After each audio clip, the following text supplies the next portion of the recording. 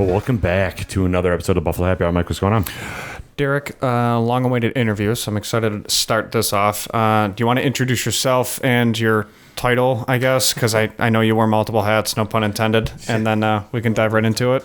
Yeah, Frank with Bull Creek Strategic and Escarpment Arms. So basically started off with a training company that led into an actual firearms store and legitimate range. So where did you start off with like yourself professionally? Just because it's kind of tough to create what you've created in New York State. Yeah. So what's your background? So I started off I went active duty in the Army in 2006. Went right in as a paratrooper in the 82nd, basically for almost my entire career. Did 10 years in, got out, which is when I met you. And when I came out and went to the Guard for about a year and a half, 2 years. Obviously, that didn't work out too well for me. But as soon as I left the Guard, went right into contracting for the Department of State and different agencies. Basically, I learned a lot over the years. Like, obviously, being in the military, you learn a lot about self-control and leadership and how to, like, get things done. I didn't learn a ton about firearms handling. Even though we hired companies like what I own now to train us, we started picking up a little bit of stuff. But once I started contracting, that's really when I started learning more about firearms, because you had Army, Marines, Navy, Air Force, SWAT guys. It didn't matter. You had a melting pot of people, and nobody had an ego or a chip on their shoulders. And if they did, they didn't last very long. Like if a dude came on and was like, "Oh, I was a Navy SEAL. Oh, cool. Can you bounce balls in your face? Oh, fuck you, man. Nope." He's gone. He never lasted long because you can't have that type of mentality. Nobody cares where you came from. You all made the same vetting process, and you made it through the same selection process. You're going to get weeded out if you've got some kind of attitude. Mm-hmm. So that's where I really started to learn techniques and tactics, because, hey, I kind of like what you're doing. Let's try it out. Hey, I like what you're doing. Cool. I don't like what you're doing. And then you just kind of take everything and blend it in. So when I'd come home on leave for the 30 days that I'd be home, basically people would be like, "Hey, can we go out shooting?" Or you guys would be at the range, and I'd stop out when you guys were out at the range. And, "Hey, man, can you teach us a few things?" "Yeah, no problem." "Well, why don't you make a business out of this?" "I don't know." I have no idea. Sure. That's a good question. Why don't I make a business out of this? And that's kind of where it happened to me and my buddy Derek, my business partner for Bull Creeks, sitting around a fire drinking the one night, like on mid-tour leave, like, "Hey, man, we should start a company. What would we call it?" I don't know. When I took a class at Duke, I made a business plan for a bar. And when I presented this business plan for a bar, a guy stood up in the back of the room.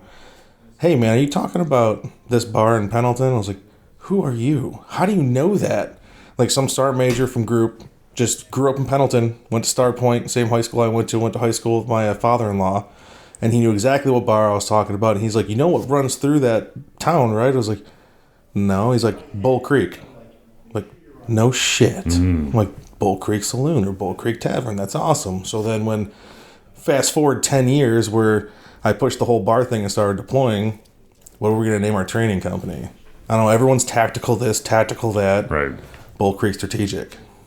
And that's kind of where that kind of fell into place, was strategies. Because let's face it, you're teaching someone how to potentially martially protect themselves. Mm-hmm. It's a strategy. It's not a tactic. Right. So that's kind of where the whole Bull Creek thing came from. So when you were in the Army, you came back home, and then that's when you started contracting, right? What was that process like? Did you want to do something else outside of contracting, or was it just an opportunity that came up? I tried, man. I know. This happens to me every time. AJ from Bosch Pod's looking at this like, damn it, same thing. Dude, I tried. Like, I mean, you can ask Mike. Like, I tried very, very hard to assimilate back into normal society. Mm-hmm. Like, I wanted to so bad. Like, I even went to Naga University.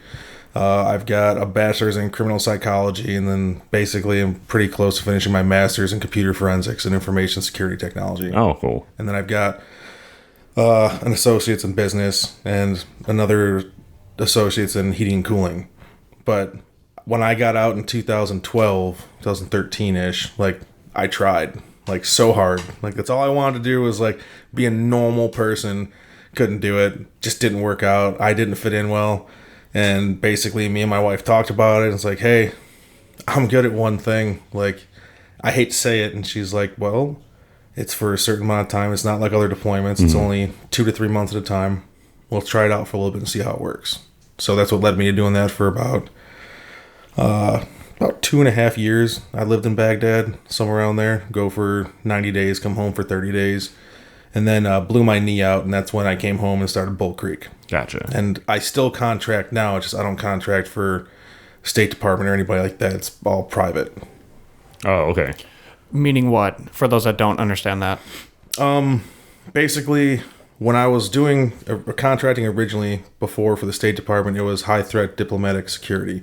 So basically, we're glorified limo drivers, if that's what you want to call it. We'd make sure you got to your meeting in time, make sure you were safe at your meeting, and make sure you made it safe back to the embassy or the house or wherever the villa you were staying at. It's like glorified limo drivers. Now, it's just whatever agency, company, business wants to hire us out, calls us, makes a phone call. We've got a network of people that I work with. Hey, do you want to go on this job? How much? Where's it at? Juice isn't worth the squeeze. Don't want to do it. Gets passed on to the next person. But now I can kind of pick and choose what I want to do and when I want to do it. So it could be anything from loss of life all the way up to loss of property or search and rescue, stuff like that. What made you choose this location for your business? Are you from Pendleton? I'm from Pendleton, so we're about 20 minutes north of Pendleton right now. This was actually one of my buddy's dad's properties. So this has been a gun store since 1950. This actual building. It was called the Cabin Range. The guy who owned it before, Dick Hart, used to sell Honda motorcycles and guns. Nice. Out of here. So super cool. And then after Vietnam, Mike White and Doug Day, who we acquired the property from, they purchased it from Dick Hart, who was also a veteran. And they had it running from like 1975 until a couple, like 2 or 3 years ago. A couple places came in, tried to work it out, didn't work out. I was getting ready to go back overseas. My wife complained to my buddy Chris's wife. She told Chris we were looking for a place, couldn't get a hold of the realtor. Owner called me, hey, come check it out. Man, I've been trying to get rid of this place for years, but I'm very picky of who I want to buy it. But I think you and your business partners would do really well here. And basically, they were like, here's the keys of the kingdom. Like, go forth and prosper. And the town was phenomenal. The town was like, this is great. The building's being used again. You guys are bringing something new into the area. There's tons of law enforcement now because, I mean, we have different agencies that rent the range from us. So there's more presence in the area. They're getting the training that they need. You're getting a store that does customizations, refurbishing, refinishing, gun sales, and then you walk next door and there's a bow shop. So, I mean, the next thing to do would obviously build a tackle shop, but... Right. Right. My wife would probably kill me on that one.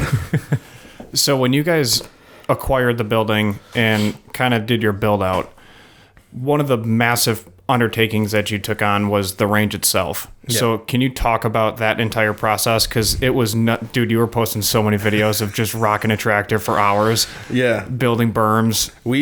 So basically it was a trap and skeet field. So there's 35 acres here, and it was a trap and skeet field, so just flat. That's all it was. And I started bringing dump trucks of dirt in. I'm like, this is never going to fucking work. Like, it's going to take way too much time. It's costing me way too much money because I don't know anybody below the escarpment up here or down here, whatever you want to call it. We call it down here, whereas you guys live down in the south town. So to you, this is up here. Right. Below the escarpment for us is down here. So, like, down here, I don't know anybody. Up in Pendleton, above the escarpment, I could get dirt for days and it wouldn't be an issue. But here... me just coming out, I didn't grow up here in this area. I partied in this area, but didn't hang out. So it came down to one of my clients. He made a phone call. Dude showed up the next day with a dump truck and a massive excavator. And then Joe's dad, my business partner for the store, had a dozer. And he's like, hey, come pick the dozer up. So for 3 days, we just sat there moving dirt and cranking along. And that got us going to the point where... I was able to get a contract with Homeland Security this year.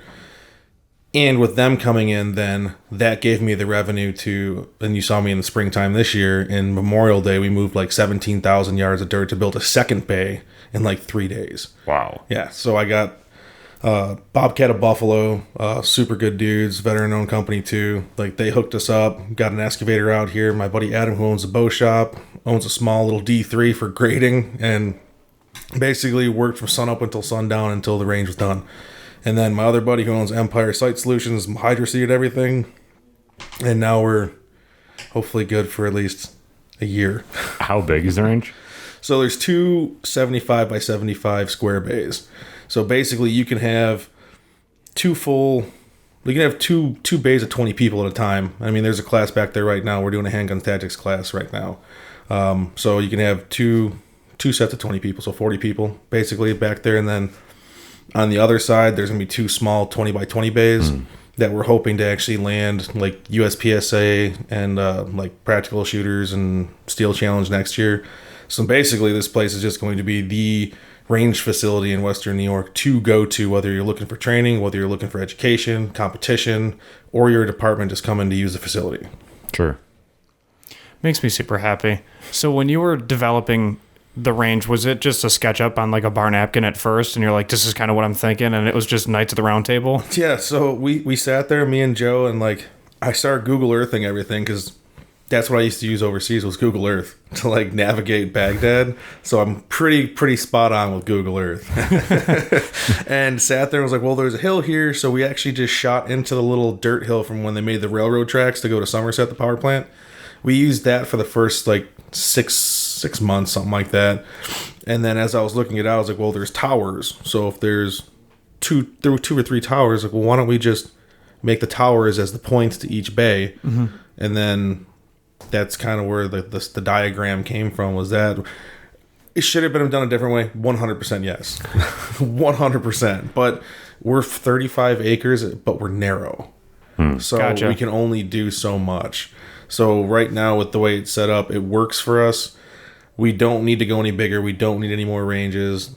If we get like one or two more agencies to rent from us, but we're looking for the smaller guys. We're not looking for like CBP and stuff. We're looking for like the sort teams, the smaller specialized teams, because they can do what they need here. They can land helicopters here. They can drive the mile back with their trucks to do interdictions. They can do whatever they want here that they can't do at other facilities. So we're trying to make this the facility for specialized units to come to. And then, not to like toot a horn, but then you've got Bull Creek here too, where now you've got a training aspect on site. So instead of them calling people from other or other cities and states to come in, which I still highly recommend them do. Oh, hey, we actually got some wiggle room in our budget this month. Like, can you guys come out and do a concealed carry class for us?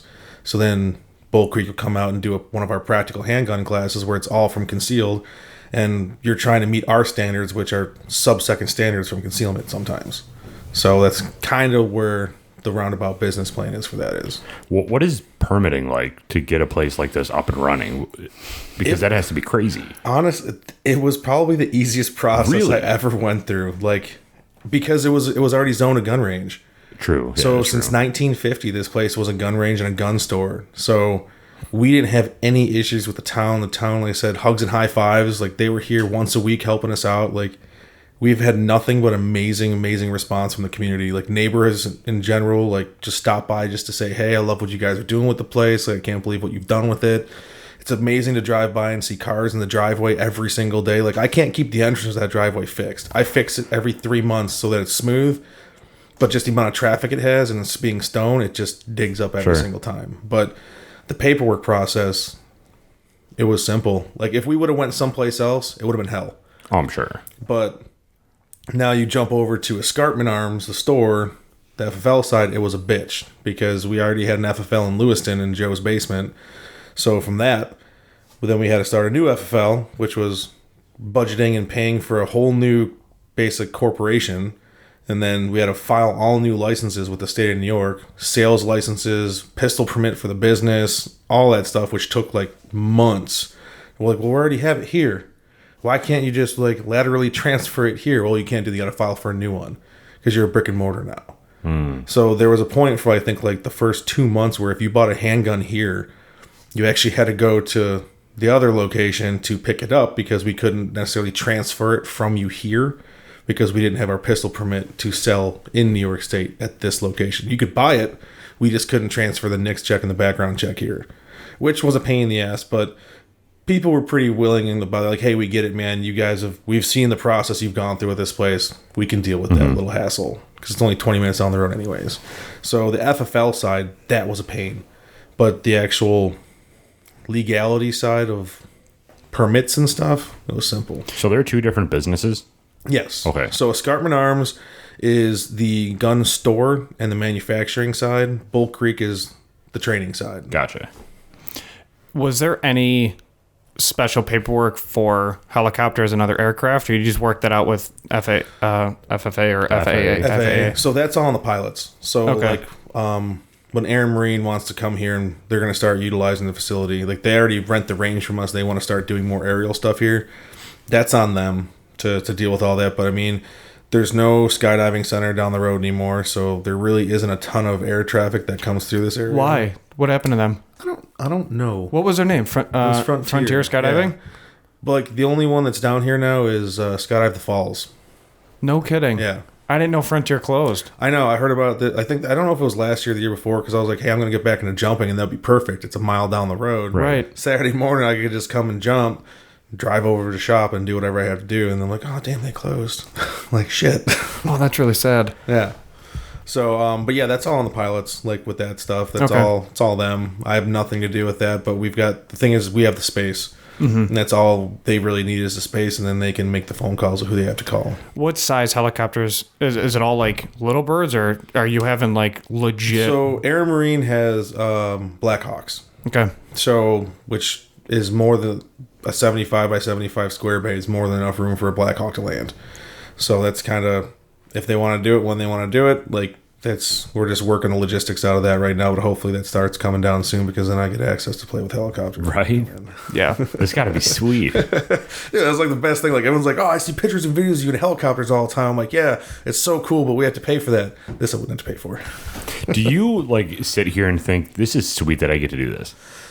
Dude, 100%, man. Dude, every day, it's a blessing and a curse all at the same time. Like, I never expected Bull Creek or Escarpment to do what it did. Like, honestly, the way Escarpment came down, Joe hit me up and was like, hey, man, I want to start an FFL.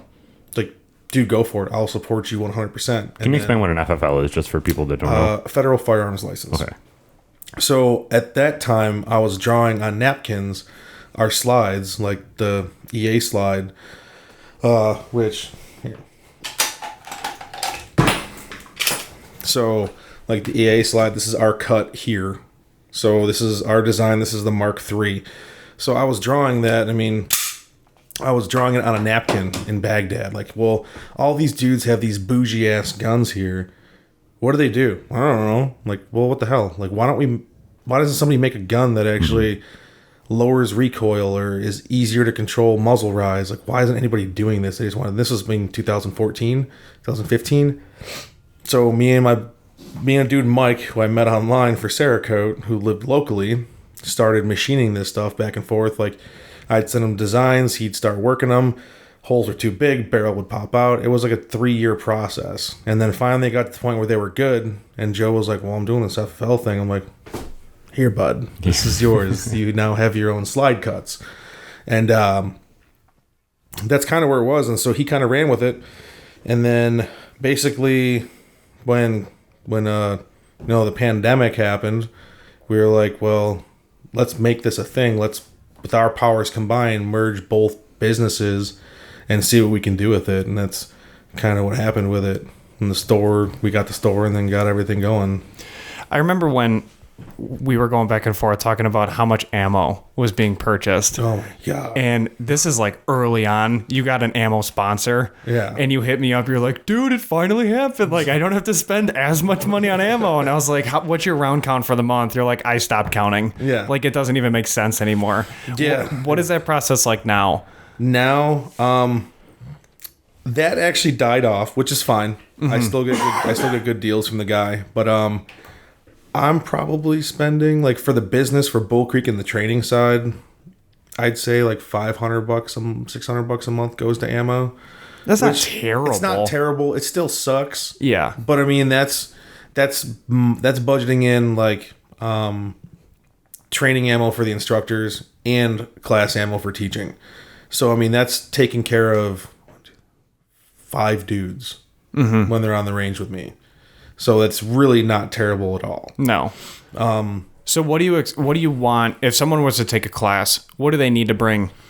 So like, if someone was just take like a regular handgun class, 350 rounds.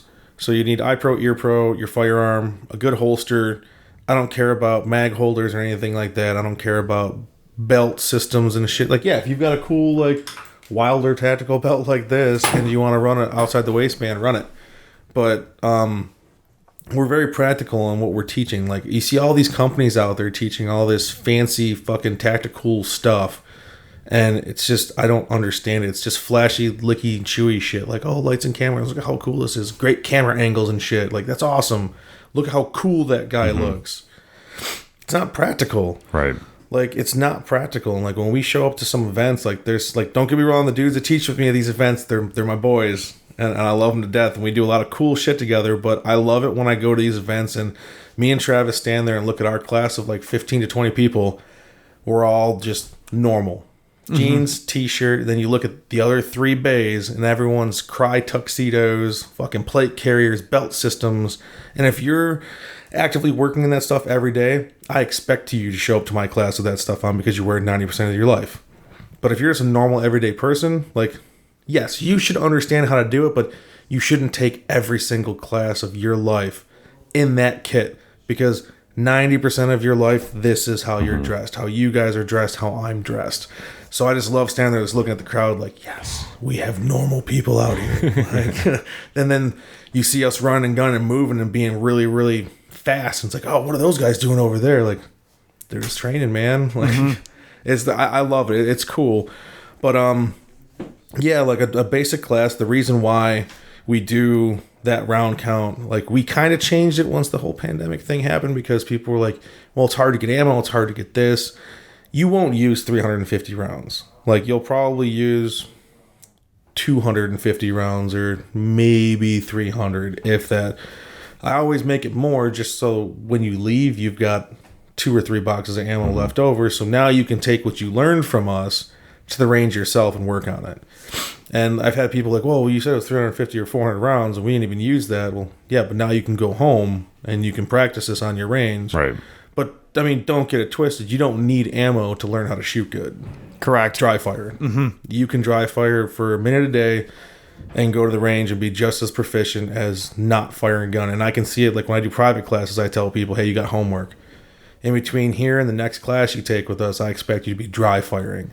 So you can work on that constant malignant short-term memory of doing the same thing over and over and over again. So when you start doing live fire, it's simple. And I can tell you when you don't do it. Like, I'll know, like, oh, you haven't been dry firing, have you? How would you know? Slow mechanics. Yeah. Like any of their mechanics that they're doing, watching them fumble with their grip. So like a grip that we teach is basically a thumbs up type grip. So that if they're doing this and they're doing weird things with their grip, like, oh, you haven't been working on that, have you? Like, no, how did you know that? Because you're fumbling with the most important part of your process is your grip. Oh, damn it. Yeah, I didn't practice when What's the reasoning for doing the grip like that? It's more control. So over the years, the grip has changed completely. Like, if you would have seen me shooting 7 years ago, I was thumbs completely forward. And then using like the index ledges and stuff like that, pushing down. But then the more we started thinking about it, it's super uncomfortable. You're locking your wrists out. It's not natural. So then it kind of started moving back to where our thumbs started rotating backwards and started being more of a natural grip. So you don't have to wrench on the gun to hold it. Like, everyone thinks you gotta death grip that fucker. Like, no, you don't. If you use palm pressure, as soon as you, like, I mean, even now, if you guys were to take your palms, press here, and then come to your chest and push out, your body's going to stop you right here. So now you're using all your fine stabilizer muscles in your arms, your delts, your pecs, your core. You're not forcing to squeeze the gun. You're using zero muscle at all. It's just when you do this and you press out, now you're using stabilizer muscles and you're creating tension instead of muscle. And that tension is going to be able to control the gun a lot better than muscle. Because when it's muscle, you're fighting. But if it's tension, it's a lot looser of a recoil. It's a lot easier to control the gun. And it's probably less fatigue, right? Yeah, 100%. 100%. How many times have you seen somebody like fully extend and they lock their, and you literally see their elbows lock in and rotate, and then all of a sudden they're just like shaking after 2 rounds? You're like, dude, relax, man. Like, just breathe, Patrick, breathe. If you would have looked at me 10 years ago, I was shooting like that. There's still competition shooters that shoot like that, and they're amazing. Right. But again, different style of shooting. In a protective style or martial skill set style of defense, you don't want to be tense like that. You want to be loose, because the looser you are, the better you're going to be, the more relaxed you're going to be, which is going to make you a better shooter. But that's typically the first thing. As soon as somebody comes out to the range, they're hyperextended and they're shooting like, man, this thing is so violent. And like, listen, I'll take a magazine. I'll put a magazine in their palms. Hold the magazine with your palm and press out. And then I try and grab it, and they're like, oh, wow, why can't you take it out of my hands? Like, because the pressure, the friction is keeping it in there. Like, now hold the magazine the way you were holding the gun the first time. Rip the magazine right out. Like, well, why? I was using muscles that time. Like, well, no shit, but you didn't have friction holding it together. Because like, you can see when you press here, you can feel your palms get super tight, and now you're creating a wedge. And then basically, if you start, say, missing to the left, well, okay, I need to just squeeze a little bit more with my left hand, and it's going to drive the gun back to the direction that it needs to go. But like I said, there's so many, like, that's just my technique. Travis, my lead firearms instructor, he has a different technique that he teaches. Derek, my business partner, he's got a different technique that he does. But we all, with those techniques, they never fight each other. So when we're all teaching a class, like with 20 people on the line, you can go to someone, talk to them. I might come up like 5 or 6 rounds later.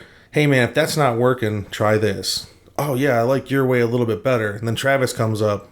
Hey, check this out. Okay. And then they can kind of start dissecting the whole process and figuring out what they like better when it comes to grip technique, because there's a million different ways to skin a cat. Which way works the best for you? Yeah.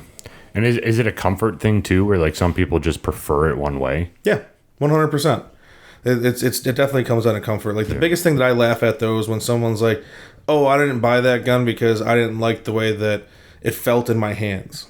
Well, what does that matter?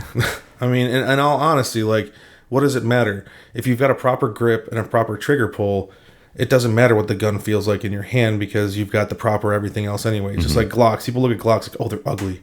I don't want that gun. Well, why? It's been proven since 1986. It hasn't changed in 30-some years. Like, why would you not want that gun? M&P, SIG. Like, I'm not a huge SIG fan. They do make some nice guns, but M&P and Glock are like my go-tos, because they've been proven. Like, they've been worldly proven to work. Like, why would you buy a Glock and then your wife buy an H&K? Two completely different guns. Like, the H&K has a different mag release, different trigger pull. What happens if she accidentally grabs your gun one night when she has to grab a gun? She has to reload. She's struggling to find the fucking mag release button, because there isn't a button. There's a button on your gun, there's a lever on hers. Right.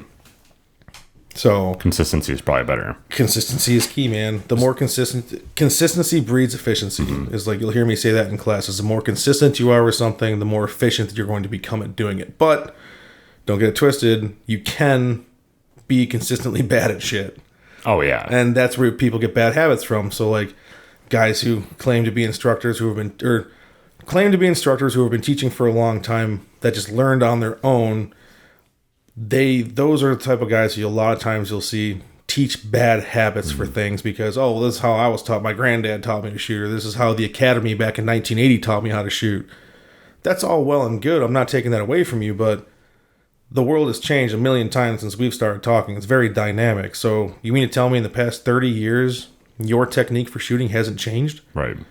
That's ridiculous. My technique for shooting changes yearly, because we go and take classes every year. Like, my guys just came back from a class with Scott Jedlinski from Modern Samurai Project. Super good dude, super solid.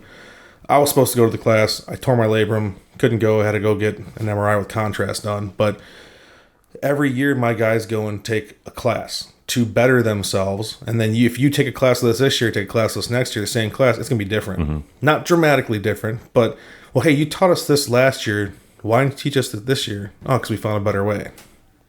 You're always striving to do better. And if you're not, you're wrong. Like those instructors that are out there that have been doing the same thing for the past 15 years or 10 years, all you're doing is setting yourself up for failure.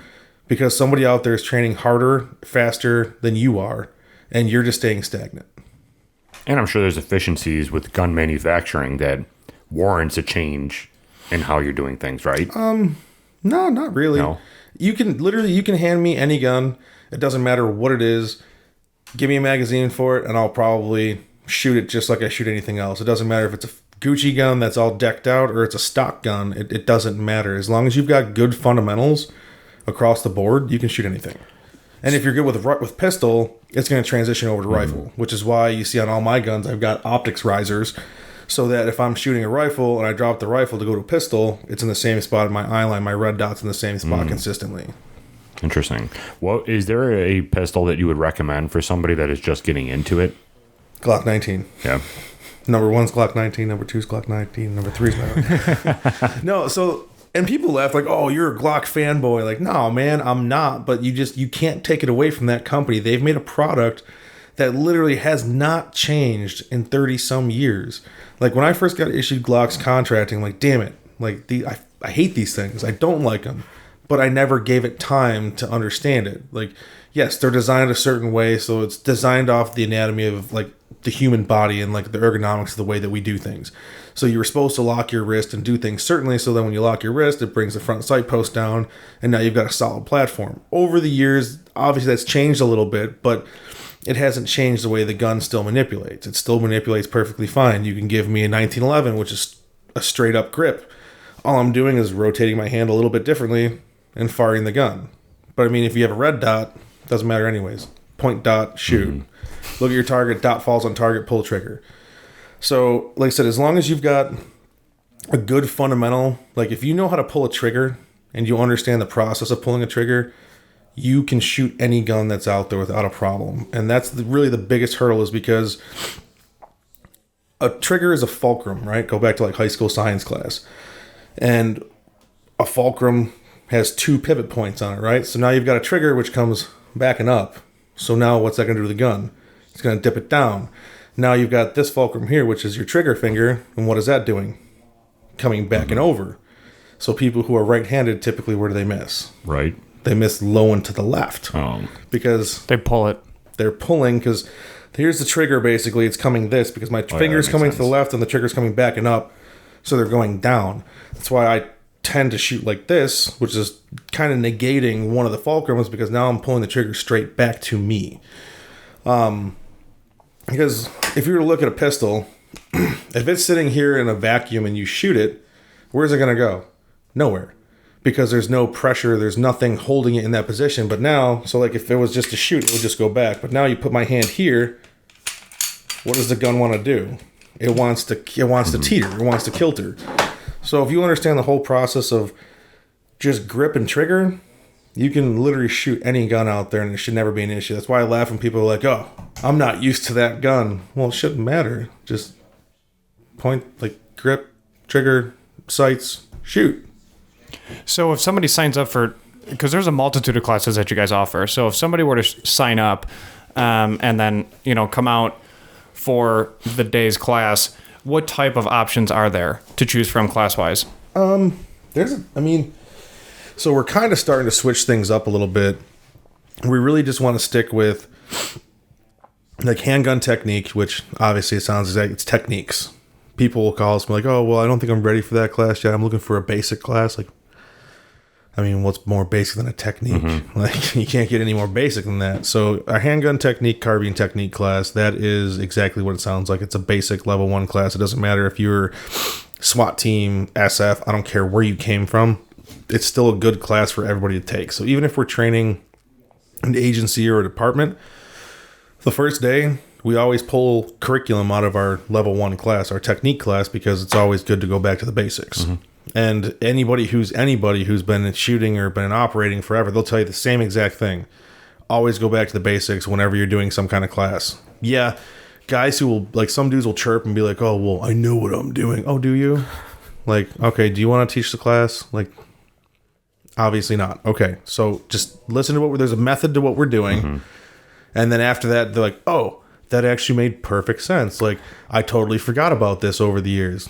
Well, there you go. So that's your technique class. And then the tactics class, which is going on today, we're kind of steering away from it because we've blended so much of the tactics class into the practical class that we're just going to basically do handgun technique and practical. And the practical class is exactly what it sounds like. It's working with other people. So you and me on the line together, I'm grabbing your arm, shooting around you because you're always with somebody. And nobody teaches that stuff. Nobody works with other people. Like, yeah, you'll have instruct the instructor, but it's never, hey, the dude you're standing next to is going to be your wife or your husband or whatever you want to call it, your significant other. Protect them. Grab them, hold them, teach them the different properties of doing that. So that's what our practical class is it dives in the morning, basically techniques. We're going to talk about trigger squeeze and really focus on isolating the trigger. Then it's going to get into a little bit of movement, and then from movement, it's going to get into working with other people, working around other people, and then obstacles like barriers, shooting around barriers, moving around barriers, just basic stuff that you're going to see in your everyday life. And how do people get in touch with you to get those classes, or is there like a sign up? Yeah, right on the website, which is bullcreekstrategic.com. And it has all of our information on there, all the classes we do, all the places we travel to, and everything like that. I haven't done the whole YouTube thing. Like, we've got one, and there's stuff on there, but it's not... I don't have the budget to sit there. I don't have the time. I guess if I didn't have the store, it'd be different, and I could be like, oh, you know what? I'm going to get really good at videography. Like, let's do this. Like, I'll do that. I don't have time for that. And people tell me all the time, like, oh, well, you should do, like, little YouTube videos and stuff like that for training. I'm like, you know what? That shit's already out there. Right? Dudes are already doing that stuff. Like, by all means, watch it. When you want to refine it, that's when you come to a class. So use the University of YouTube. I don't care. Use it. But still know, coming to a class, that's where you refine those skills and really isolate them to understand why. And that's what we're teaching, is the why. Like I said, anybody can show you how to shoot, but what's the reason why? What muscles are you using? Why are you doing it this way? I want you to leave a class, go shooting, and have someone be like, hey man, well, why are you shooting like that? I don't know, some fucking dude with beard and tattoos told me to do it. No, I want you to be like, oh, because of this, this, this, and this, and blah, blah, blah, appropriate set of index points, and this and that. Like, oh, wow, you learned all that from taking a class? Dude, it was awesome. Yeah, right. I learned all that from just taking a class in one day. And then that's kind of how the word of mouth spreads with it, is from that aspect of it. What is offered inside of the storefront? Because we haven't talked too much about the store itself. So the store, Escarpment Arms, we focus heavily on the aftermarket side of firearms. So Cerakoting, machining, custom builds, ARs, and then we do have a gunsmith who's been doing it for like 50 years. So we do refinish, refurbish, repairs on old shotguns and old rifles and stuff. But we basically took your old school gun store and made it modern. So we have an old guy in the back named Ange. He fixes all our old guns. And then we've got my cousin Joey, who's killing the Cerakote game right now, like killing the Cerakote game. Like, he is, the camos that he's doing, the processes that he's doing, he is a perfectionist through and through. Like, we just did the lever, like, so we're doing motorcycle parts too, and we did levers on my bike. The clear coat didn't come out the way we did it, so when me and Joe, my business partner, were talking about it, I was like, so what do you think Joey's doing right now? I'm like, he's at home fucking diving down some forum about burnt bronze Cerakote and how to make it glossier with the clear coat. And I text him like, hey, what are you doing? He's like, oh, I'm just driving down a rabbit hole right now looking for fucking clear coat. I'm like, that's why I love you, dude. Like, he really takes his job seriously when it comes to that stuff, to the point where Cerakote, the actual company, we haven't been certified by them, and they share our content. They take posts that we make and they share it on their page, and we're not even affiliated with them yet. Which, I mean, I don't know how that works legally with them, because there's dudes who have paid to be certified, and yeah, right. I don't know if you want to talk about that or not, but but it's super humbling to see like where it's come from, because literally it all came from, hey, a gun store in the basement, to let's just provide something for people, to hey, let's actually do something different. Let's make stuff. Let's paint things. Let's do things that's interesting, and then it just spiderwebbed and snowballed into this process that we have now, where, like I said, We just rebuilt a gun from 1890 that was a side-by-side. It took us like a better part of a year probably to do it because we had to find parts from 3 different side-by-sides. Shot it once. When the guy came and picked it up, I told him, like, yo, I shot this once. I'm not shooting it again. You can shoot it if you want to, but this gun's over 100 years old, and we mix and match parts to get it to work. So it moves, it locks, it cocks, safety works, triggers work. You can hear them clicking. If you want to shoot it, by all means, go ahead and shoot it. So, and with that being said, the storefront, when it comes to ARs, there really aren't a ton of gun stores in Western New York at all that deal with ARs. And if they do, they're dealing with Anderson and Palmetto, the super cheap stuff, which there's a reason they're the price they are. You get what you pay for. The lowers really don't matter. There's only a couple forges in the country that make lower receivers and everyone just stamps their name on them. But the upper receivers is where you run into problems is because the tolerances are wrong. So your gas tube and stuff like that, your gas block and everything will get screwed up and your bolt will start jamming on the gas tube. So the lowest quality parts that we sell in store would probably be Aero Precision, like Magpul, which they're a huge name. They make great parts, but they're the more the affordable end of like that mid tier. So we don't sell Anderson or Palmetto or anything like that. Nothing against the guys that do. If you want that stuff, go to the other gun stores and buy it. If you want higher quality stuff and you're probably going to pay a little bit more, come here. Like Unity Tactical, Audi Gear, Surefire, Streamlight, Magpul, Hollow Sun, Mayhem Syndicate, or Evolution 1 Comps. Like, we deal with all that stuff. And thankfully, with me being in the shooting industry, I've made so many contacts from friends' businesses that own all that stuff, like Unity Tactical, the risers that we use, the hand stops that we use, the optics we use, the lasers and stuff. That's all stuff from me shooting. Hey, you want to carry this in the store? Edgar Sherman slings. Those are here. Wilder Tactical Belt Systems. Like, we try and keep things here so when you take a class with us, like say you take a class today, it's a tactics class. Oh man, I really like that mag that you have in your pocket that holds your magazine. What is that? Oh, it's a Neo Mag. Those things are slick. Right? I love my Neo Mag. It's actually right behind you, that little neon green thing. Oh, yeah. So basically just hold your mag in your pocket, and we sell them here. It's a magnet.